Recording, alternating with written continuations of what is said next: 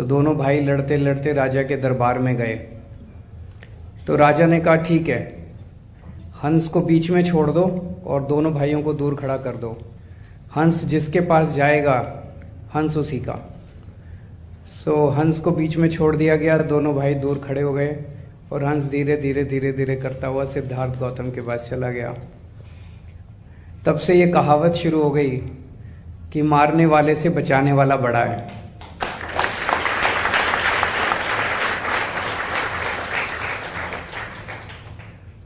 इन्होंने जब योग की क्लासेस बंद की तब हम सब लोगों ने ठान लिया था कि योगा तो बंद नहीं होने देंगे, चाहे कुछ भी हो जाए। योगा बंद करना तो पाप है।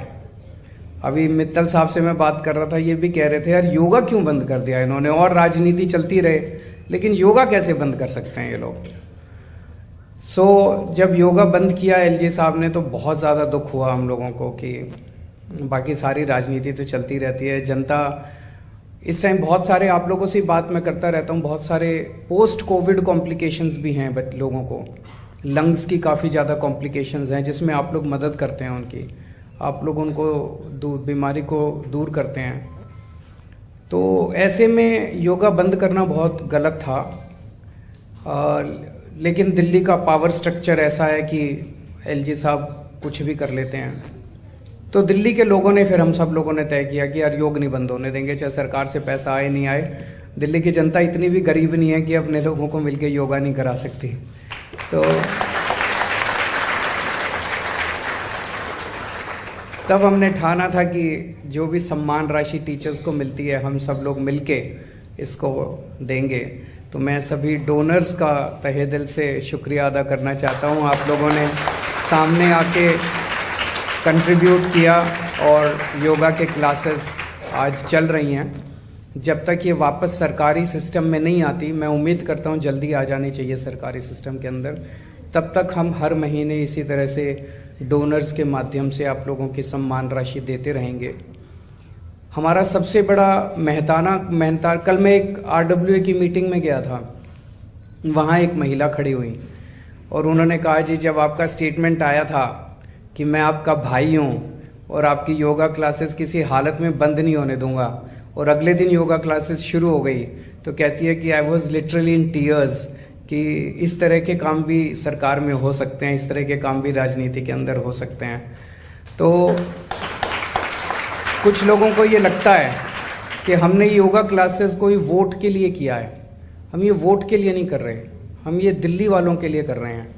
जब हमारी सरकार बन गई और मैं मुख्यमंत्री बन गया तो मैं सबका मुख्यमंत्री हूँ। मैं बीजेपी वालों का भी मुख्यमंत्री हूँ, मैं आम आदमी पार्टी वालों का भी मुख्यमंत्री हूँ, मैं कांग्रेस वालों का भी मुख्यमंत्री हूँ।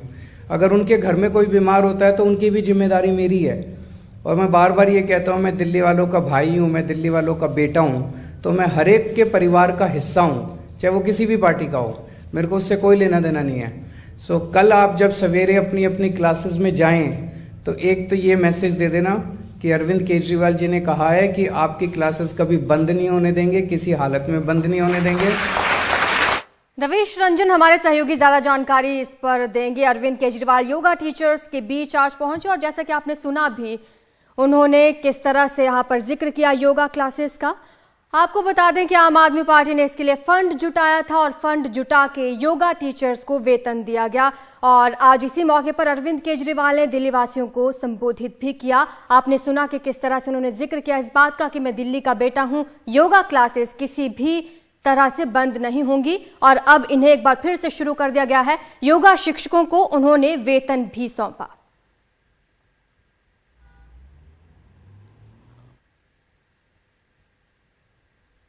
ज्यादा जानकारी हमारे सहयोगी रवीश हमें देंगे। रवीश, आज अंतिम दौर का चुनाव प्रचार अभियान चल रहा है, क्योंकि अब बस 2 दिन बाकी हैं मतदान होने में। ऐसे में तरह तरह से पार्टियां लोगों को लुभाने में लगी हुई हैं, क्या कहेंगे?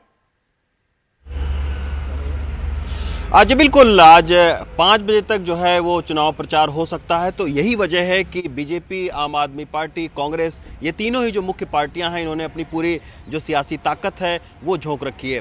बीजेपी की अगर बात करें तो बीजेपी की आज 210 सभाएं हैं। तो इसी से आप अंदाजा लगा सकते हैं कि किस तरीके से एक हाई प्रोफाइल जो है वो इस चुनाव को बनाया बीजेपी ने और अपनी जितने कार्यकर्ताओं की मशीनरी होती है उसको इस पूरे चुनावी प्रचार में झोंका। 5 राज्यों के जो मुख्यमंत्री हैं उन्होंने यहाँ पर चुनाव प्रचार किया। 15 से ज़्यादा केंद्रीय मंत्री जो हैं उन्होंने चुनाव प्रचार किया बीजेपी की तरफ से।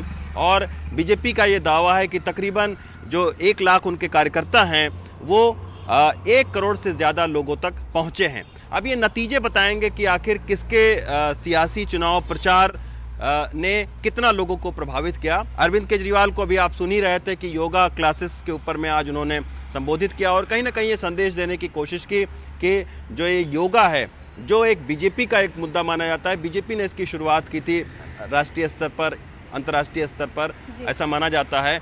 तो अरविंद केजरीवाल का कहीं ना कहीं ये संकेत था कि योगा उनकी भी प्रायोरिटी है कहीं ना कहीं। और अगर आप पूरे सियासी इस चुनाव को देखें तो जहां बीजेपी ने निगम के चुनाव में प्रधानमंत्री का चेहरा और नाम दिखाकर उनके कामों को बताकर वोट मांगने की कोशिश की, वहां इस बार अरविंद केजरीवाल ने निगम के इस पूरे चुनाव में कभी भी नरेंद्र मोदी के ऊपर में निशाना नहीं साधा, जबकि बीजेपी नरेंद्र मोदी के चेहरे पर निगम का चुनाव लड़ रही थी। तो इससे आप कह सकते हैं कि दोनों ही जो सियासी पार्टियां हैं उन्होंने अपने अपने रणनीति को अपने अपने तरीके से जो है वो निगम के चुनाव को लड़ा। और ये निगम का चुनाव ऐसा पहली बार है कि जब इतने हाई प्रोफाइल स्तर पर जो है वो लड़ा गया हो। कई बार बीजेपी के नेताओं से हमने पूछा कि आपको 5 राज्यों के मुख्यमंत्रियों को यहाँ बुलाने की क्या ज़रूरत है, पश्चिम बंगाल तक के सांसद यहाँ चुनाव प्रचार कर रहे हैं। उनका ये कहना है कि निगम का चुनाव जो है वो तेलंगाना मॉडल पर लड़ा जा रहा था। यानी उनका ये कहने का मतलब था कि तेलंगाना में जब नगर निगम के चुनाव में पहली बार अमित शाह ने पैदल यात्रा की थी और मीडिया ने और तमाम सारे विरोधी पार्टियों ने मजाक उड़ाया था कि निगम के चुनाव में बताइए गृह मंत्री जो है वो घर घर जाकर लोगों से वोट मांग रहे हैं, लेकिन उसके बावजूद उन्होंने पूरी ताकत के साथ में चुनाव लड़ा और एक मुख्य विपक्षी पार्टी के तौर पर निगम के चुनाव में वो आए। तो उनका ये कहना है कि अब कोई भी उनके लिए चुनाव जो है वो छोटा और बड़ा नहीं होता है। वो हर चुनाव में छोटा से छोटा चुनाव हो, बड़े से बड़ा चुनाव हो, वो अपनी पूरी सियासी जो ताकत है उसका इस्तेमाल वो करेंगे। उधर आम आदमी पार्टी की तरफ से आपने देखा कि किस तरीके से अरविंद केजरीवाल का डेट भी कहीं ना कहीं जो है वो अंतर बहुत कम था नगर निगम के चुनाव का, गुजरात के चुनाव का। ऐसे में उनका एक पैर गुजरात के चुनाव में रहता था और एक पैर नगर निगम के चुनाव में। उन्होंने ये कोशिश की कि जो 15 साल नगर निगम में बीजेपी की सत्ता रही है उसके जो मुख्य नाकामी है, जैसे 3 जो कूड़े के पहाड़ हैं उसको हटाने की बात 2017 के निगम के चुनाव में भी बीजेपी ने कही थी, उसको हटा नहीं पाए। उसका अब हाइट छोटा किया है और एक बीजेपी की तरफ से नैरेटिव बनाने की कोशिश की कि हर शहर में एक कूड़े का पहाड़ होता है। तो कहीं ना कहीं इस कूड़े के ऊपर में आम आदमी पार्टी ने बीजेपी को घेरने की कोशिश की और उन्होंने बताया कि अगर आप 15 साल में बीजेपी कूड़े का पहाड़ नहीं हटा सकती तो एक बार हमें आप मौका देकर देखिए। तो ये सारी बातें हुई हैं आरजू, लेकिन अब ये नतीजे बताएंगे कि आखिर किस पार्टी का जो सियासी प्रचार था वो कितना लोगों के दिलों तक पहुंचा है, ये चुनाव के नतीजे तय करेंगे। रवीश, जिस तरह से आपने जिक्र भी किया कि नगर निगम का चुनाव का लेवल अप हो गया है अब, क्योंकि तमाम सियासी पार्टियों ने अपने दिग्गज नेताओं को, यहाँ तक कि केंद्रीय मंत्रियों को भी चुनाव प्रचार प्रसार के लिए उतारा है। आप लंबे वक्त से ग्राउंड पर मौजूद हैं, क्या लगता है इस बार त्रिकोणीय मुकाबला देख रहे हैं या फिर किन 2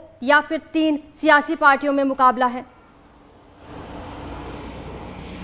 देखिए 2017 में कांग्रेस भी कहीं ना कहीं मुकाबले में हमें ज़्यादातर जगहों पर दिखती थी, लेकिन इस बार जिस तरीके का कांग्रेस का चुनाव प्रचार रहा है वो हम लोगों के लिए भी बड़ा ताज्जुब की बात रही कि कोई भी बड़ा नेता, जिस तरीके से आप देखिए बीजेपी के ने लोगों को उतारा, अपने बड़े बड़े नेताओं को उतारा, आम आदमी पार्टी की तरफ से आप देखिए कि तमाम सारे लोग, मनीष सिसोदिया हों, अरविंद केजरीवाल हों और दूसरे तमाम सारे नेता हों, उनको वहाँ उन्होंने ग्राउंड पर एग्रेसिव चुनाव प्रचार किया। कांग्रेस की तरफ से कोई इस तरीके का नेता हमें यहाँ पर नहीं दिखाई दिया। अजय माकन जरूर जो है वो 1-2 प्रेस कॉन्फ्रेंस उन्होंने किया, कुछ जनसभाओं को संबोधित किया, लेकिन जो एक होना चाहिए कि जो पुराने और कहीं ना कहीं जो त्रिकोणीय मुकाबला 2017 में हमने देखा था, इस बार लग रहा है कि कांग्रेस जो है वो ज़मीन पर बहुत अच्छा जो है वो करने में, जहाँ तक चुनाव प्रचार की अगर हम बात करें तो उस तरीके से मजबूत उपस्थिति उनकी जो है वो कांग्रेस की नहीं दिखी। तो अब कई सारी जगहों पर त्रिकोणीय मुकाबला है, लेकिन कांग्रेस कहीं ना कहीं इस पूरे चुनावी प्रचार में पिछड़ती हुई दिखी। बिल्कुल, शुक्रिया आपका रवीश इस तमाम जानकारी के लिए।